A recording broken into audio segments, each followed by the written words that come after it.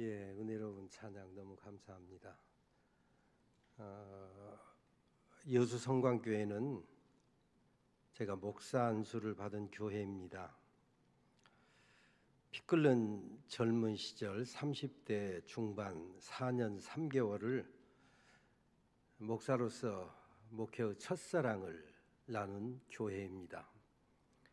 그때 함께 신앙생활하고 함께 청년 대학생 시절을 보냈던 분들이 주보를 보니까 또 와서 인사를 나누다 보니까 장로님으로 권사님으로 이렇게 수고하는 모습을 볼 때 저도 흐뭇한데 우리 주님께서 얼마나 든든하실까 믿어 의심치 않습니다. 성광 유치원을 졸업했던 저희 딸 전하라는 서울여자대학교에서 교직원으로 봉직하고 있고, 여수 와서 돌잔치를 했던 저희 아들 전천우는 경희대 한의대 교수로 재직 중입니다. 저는 그냥 보고를 드리는 거예요. 오랜만에 왔으니까 이렇게 여러분들과 함께 예배하고 또 말씀을 선포할 수 있는 기회를 주신 우리 최 목사님과 당회 장로님들 모두에게 진심으로 감사를 드립니다. 여수 성광교회를 떠나서 서울 화곡동 교회 가서 6년 반을 부목사로 섬겼고, 그 다음에는 전주 산돌교회 부임해서 25년을 담임 목사로 섬기고, 이제는 은퇴해서 원로 목사로 전주에서 살고 있습니다. 전국 각지에 있는 친구들에게 가끔 제가 물어봅니다. 야, 전주하면 뭐가 생각나냐? 비빔밥. 그 다음 한옥마을. 그 다음에는 콩나물국밥. 그 다음은 그러니까 그때 전중식 네가 생각난다. 그런데 물론 제가 물으니까 전중식이 생각난다 하겠죠. 그런데 그 말을 들으면서 주님께서 전중식 하면 뭘 생각하실까? 여러분, 여수 성광교회 하면 우리 주님께서 무엇을 생각하실까요? 여수 성광교회에서 몸담고 신앙생활하고 장로로 권사로 집사로 섬기고 여러 가지 모습으로 헌신하는 여러분을 볼 때 우리 주님께서 무엇을 생각하실까요? 주님께서 생각하실 때 주님의 마음이 흐뭇하게 되는 그런 여수 성광교회와 여러 성도님들로 기억되시기를 주의 이름으로 축원합니다. 여기 여수에서 목포 쪽으로 가는 그 길 중간쯤 가면 보성이 있습니다. 보성. 여러분, 보성하면 뭐가 생각납니까? 예, 사람에 따라 조금씩 다르지만 대체적으로 나오는 말이 녹차밭. 그 다음에 책 좀 즐겨 읽는 사람은 조정래의 태백산맥 문학관. 미식가들은 꼬막정씨. 사우나 좋아하는 분들은 녹차 해수탕. 이런 얘기를 합니다. 그런데 가깝게 지내는 친지가 보성 윤재림에 가봤어? 윤재림이 뭔데? 가봐, 참 좋아.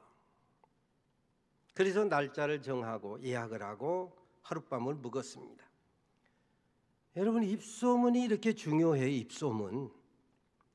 열왕기상 10장에 보면 시바 여왕이 솔로몬의 치세와 지혜에 대한 소문을 듣고 먼 길 마다않고 솔로몬을 찾아가서 만납니다. 만나서 그 솔로몬이 다스리는 그 나라와 여러 가지 모습을 보고 왕의 지혜와 왕의 업적에 대한 소문이 뻥이 아니고 사실이군요. 실제로 와서 왕을 배우니 소문보다 훨씬 뛰어나군요. 왕의 다스리는 나라와 백성들은 참 큰 은혜와 축복을 받은 사람들입니다. 당신이 믿는 여호와 하나님을 나도 믿고 싶습니다. 이 대목은 아멘을 하는 거예요. 이게 얼마나 중요한 얘기입니까? 다시, 당신이 믿는 여호와 하나님을 나도 믿고 싶습니다. 당신이 찬양하는 여호와 하나님을 나도 찬양하고 싶습니다.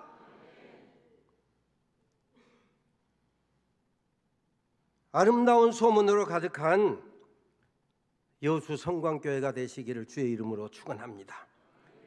소문보다 더욱 은혜로운 성광교회 되시기를 축원합니다.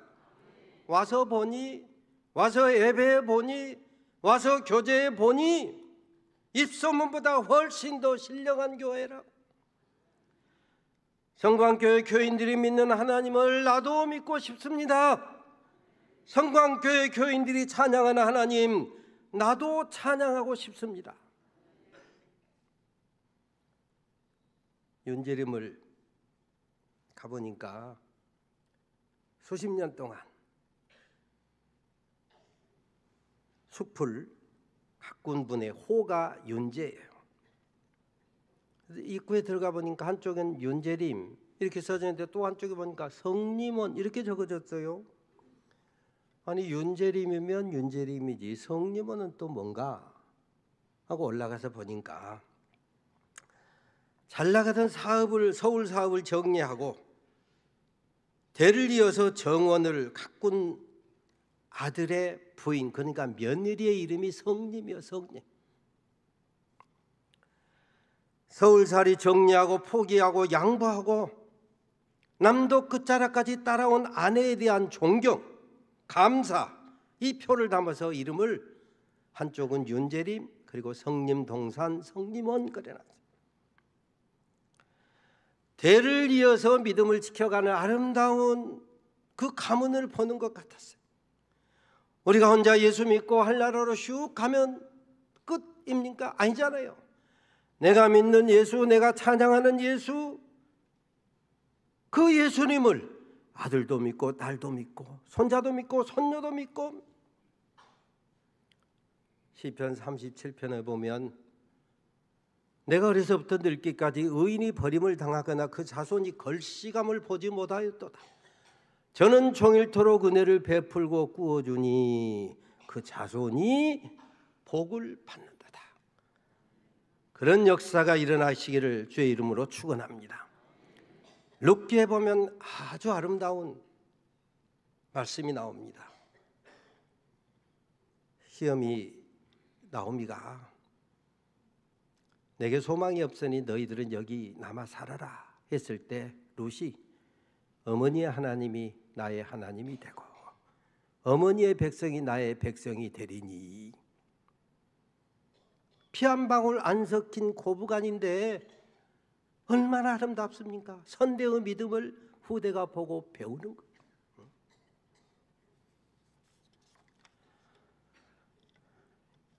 윤재림에 가서 그 사이에 난 길을 쭉 타고 정상까지 올라가 보니까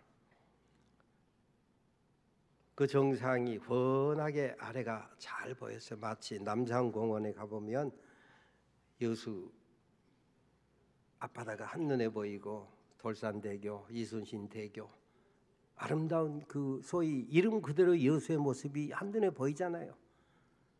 거기 윤재림 정상, 주월산 정상에 올라가 보니까 활공장처럼 넓은데 멀리 예당 평야가 한눈에 보이고 등량만이 한눈에 보였어요.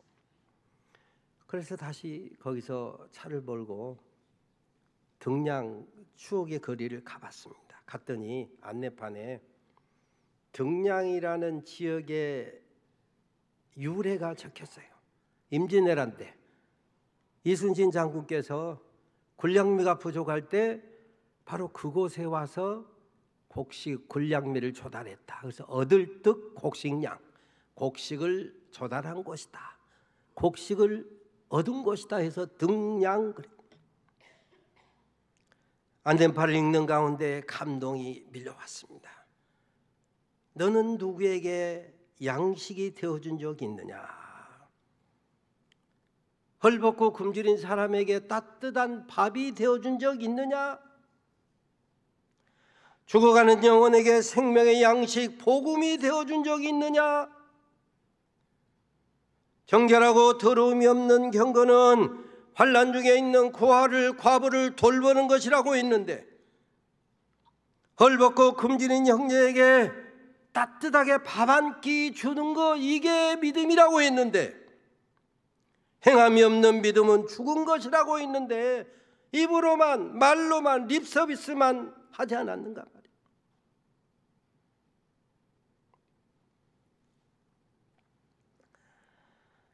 믿노라 말하면서 그 믿음이 인정받는 행함이 없다면 주님께서 열매를 찾으실 때 내어드릴 열매가 없다면 얼마나 부끄러울까 말이에요. 물론 우리가 세상 모든 사람들에게 양식이 될 수는 없습니다. 만나는 모든 사람에게 밥이 될 수는 없습니다. 왜요? 내 코가 석자니까. 그러나 갚을 것이 없는 한 사람, 주님께서 내게 보내주신 소자 한 사람에게는 때로는 양식이 되어주고 때로는 밥이 되어주어야 우리가 주님 앞에 설 때 대답할 말이 있다, 이것입니다. 그런 사람에게 누가복음에 보면 의인들이 부활할 때 하늘나라에서 하나님께서 갚아주신다. 그 사람이 갚을 필요도 없어요. 하늘나라에 가면 의인들이 부활할 때 하나님께서 밥이 되어준 그것을 갚아주신다. 주님 주신 은혜로 나홀로 잘 먹고 잘 살았다? 그러면 주님 앞에 가서 요구무원 할 수밖에 없어요. 받은 축복으로 나와 내 가족만 호의 오시겠다? 그건 직무유기입니다. 은혜는 소명의 다른 말입니다. 축복은 사명, 소위 부담의 다른 말이에요. 내가 하나님의 은혜로 택함을 받았다, 예수님의 제자가 되어 장로가 되고 권사가 되고 집사가 되고 여수성광교회 성도가 되었다, 이 말은 믿음의 부가가치를 창출해내야 될 의무를 가진 사람이다.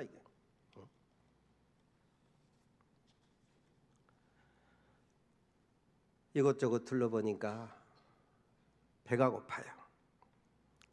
먹거리를 찾아서 향토시장을 갔습니다.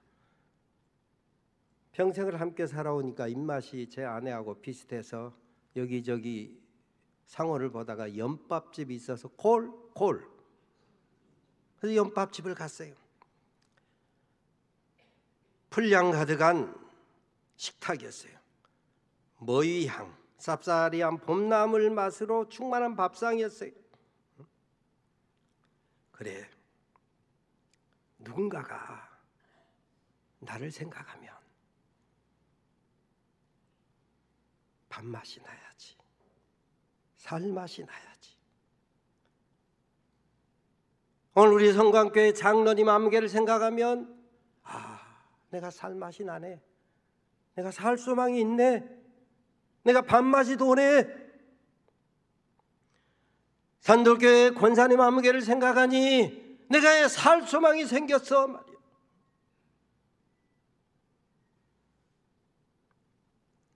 나를 만난 사람들, 나를 생각하는 사람에게 살맛 나게 하는 그런 우리 여수성광교회 성도님들 다 되시기를 주의 이름으로 축원합니다.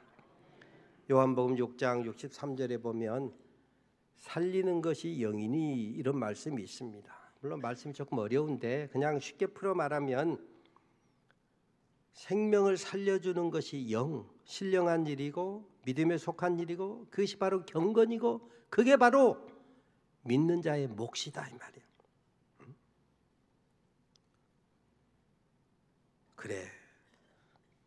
누군가를 밥만 나게 해야지. 나를 생각하는 어떤 사람이 나를 생각하면 밥맛이 나고 살맛이 나야지. 반대로 요즘 우리 국민들을 불편하게 만드는 아무개처럼 뚜껑이 열리게 하면 안 되잖아요. 뚜껑이. 우리 성광교회 장로님 암개와 권사님 암개와 이야기를 나누다 보니까 내 마음이 평안히 찾아왔어. 소망이 생겼어. 살고자 하는 간절함이 생겼어 말이에요. 이렇게 맛깔나는 인생 살아가는 우리 성광교회 가족들 다 되시기를 주의 이름으로 축원합니다. 육신의 생명을 살리는 것도 신령한 일이야. 참 경건에 속한 일이다 이것입니다. 하물며 영혼을 구원하는 일이야. 복음을 나누는 일이야 얼마나 더 신령하겠습니까? 저와 여러분은 영혼도 살리고 육신도 살리라고 구원받은 하나님의 자녀된 일꾼된 사람들입니다. 사도 바울은 고린도전서 9장 16절에 내가 복음을 전할지라도 자랑할 것이 없으면 부득불할 일임이라.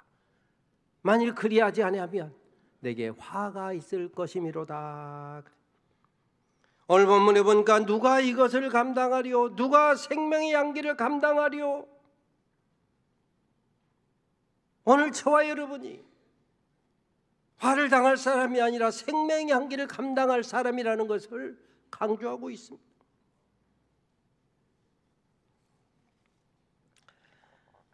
윤재림을 왔다 갔다 하면서 등량 추억의 거리를 왔다 갔다 하면서 보성 바닥이 작으니까 보성 향토시장을 왔다 갔다 하면서 보니까 반복해서 보이는 간판이 하나 있었어요.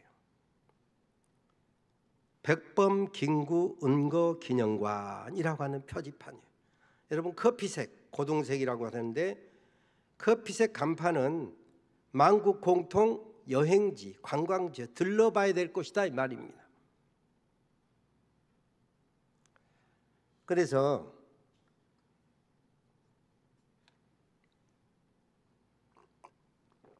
다음 날 그 간판을 따라서 백범 김구 은거 기념관을 가봤습니다. 가봤더니 쇠실마을이라고 하는 조그만 마을인데 야트막한 산으로 둘러싸인 나사로운 마을.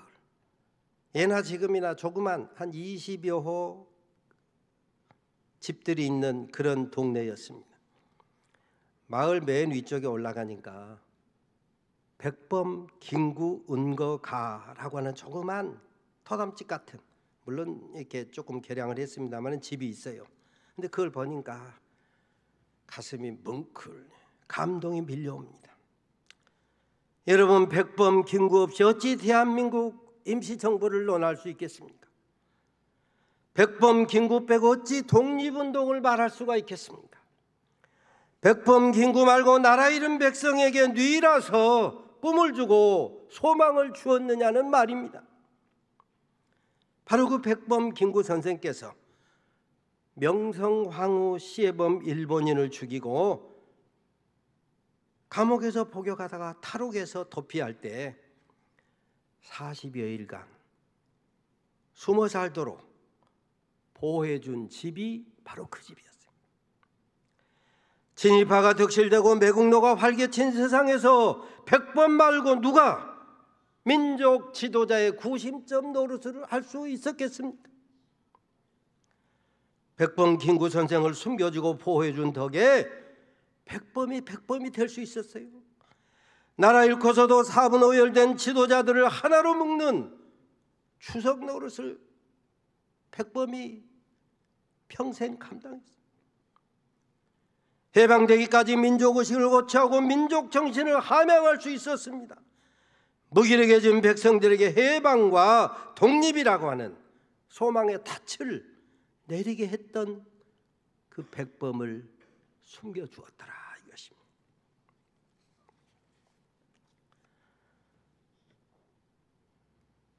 그런 집에 써진 이야기들을 또 그런 생각들이 나니까 주님께서 은밀하게 마음을 감동하시며 물으십니다. 너는 누구에게 피난처 되어준 적 있느냐? 제가 목회하면서 안식년을 2차례 가졌는데 안식년 때 한 번은 까미노 데 산티아고 순례를 한 30여일 850km를 아내와 함께 걸었습니다. 날마다 걸어가다가 쉬는 집이 스페인어로 알베르게, 영어로는 리퓨지라고 써졌는데 그게 피난처예요. 피난처. 하루에 25km에서 30km 사이를 걷고 피곤한 몸과 마음을 쉴 수 있도록 잠자리를 하나 빌려주는 곳이 피난처예요. 그때마다 저는 이 찬송가를 생각했습니다. 피난처 있으니 환난을 당한 자 이리 오라. 땅들이 변하고 물결이 일어나 산 위에 넘치되 두렵지 않네. 피난처. 피곤한 인생에게 살맛을 잃은 사람에게 피난처 되어준 적이 있느냐? 너는 누구에겐가 살 소망 되어준 적이 있느냐? 너는 누구에게 생명의 역사를 일으킨 적이 있느냐? 영원한 피난처 하나님을 신뢰하고 은혜 후보자 예수님께로 인도한 적이 있느냐?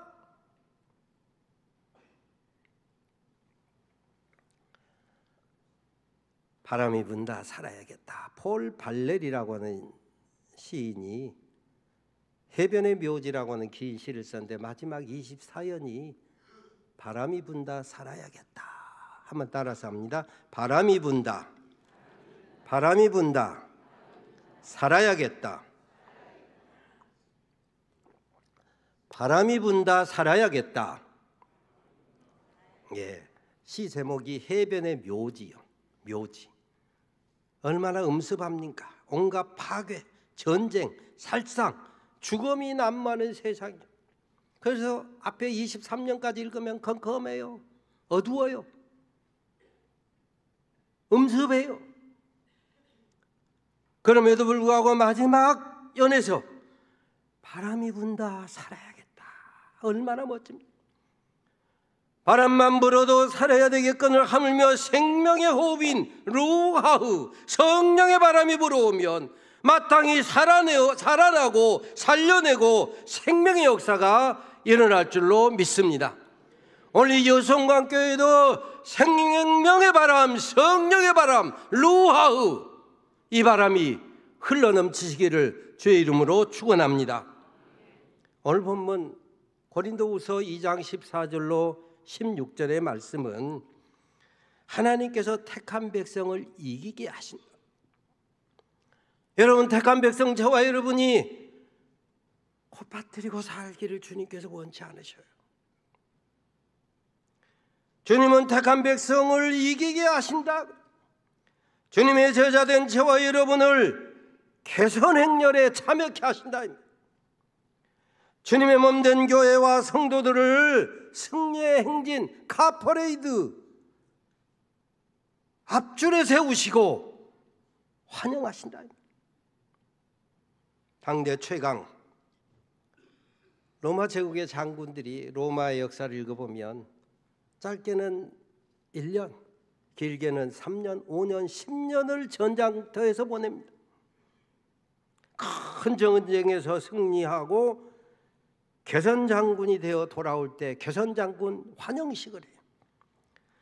메인 스타디움에 도착에 맞춰서 로마 사람들이 그들의 신에게 섬기는 향을 사르는 거예요. 사방팔방 온누리에 향내가 진동합니다. 승리하고 로마에 입성하는 개선장군에게 향기는 무슨 의미가 있겠습니까? 고생 끝, 행복 시작. 전쟁 끝, 평화 시작. 이제는 전쟁터에서 입는 갑옷을 벗어요. 원로원 의원이 되어서 원로원 의원의 옷을 입습니다. 새 인생이 시작되는 거예요. 편안한 여생이 활짝 열렸어요. 누가 이것을 감당하리요? 오늘 예수 믿고 구원받은 저와 여러분이 하늘나라에 들어가는 순간 이와 같은 새로운 세상이 열린다 이 말. 그러나 전쟁 포로들, 전쟁에 진 사람들, 항복하고 끌려온 포로들에게는 이 향기가 어떤 의미가 있습니까? 승리하고 돌아온 개선 장군들과는 정반대가 되는 거예요. 자유 끝, 종로로 시작. 소망 끝, 절망 시작. 단테의 신곡이라고 하는 책을 읽어보면 지옥편에 여기에 들어오는 자 모두 소망을 내려놓으라. 살아도 산 게 아닙니다. 살았어도 죽은 목숨입니다. 노동하는 짐승일 뿐이에요. 똑같은 향기가 어떤 사람에게는 생명의 향기가 되고 다른 사람에게는 사망의 냄새가 되더라 이것입니다. 사망의 냄새, 그것은 그 사람, 패배자, 노예, 믿음 없는 자, 불순종한 사람의 몫입니다. 주님께서는 저와 여러분이 이기게 하신다. 택한 백성을 이기게 하신다. 생명의 향기대라고 저와 여러분에게 믿음 주시고 구원하시고 성광교회 성도로 불러주신 줄로 믿습니다. 승리의 개선 행진에 참여하도록 충성하라고, 헌신하라고 오늘 말씀하는 거예요. 누가 이 일을 감당하리요? 한번 따라서 합니다. 누가 이 일을 감당하리요? 누가 이 일을 감당하리요? 누가 생명의 향기가 되리요? 아멘. 저와 여러분에게 생명의 향기되라고 부르시고 일꾼 삼으시고 직분 주셨으니 여러분의 삶이 생명의 향기되어 살아가는 복된 삶이 되시기를 주의 이름으로 축원합니다. 하나님 감사합니다. 생명의 향기되어 살라고 불러주신 우리 여수 성광교회 모든 성도님들 생명의 향기 되게 하옵소서. 이기는 삶을 살게 하옵소서. 성지 순례 중인 우리 최 목사님과 모든 대원들 안전하고 은혜로운 성지 순례 여정 되게 하옵소서. 예수님의 이름으로 기도 올리옵나이다. 아멘.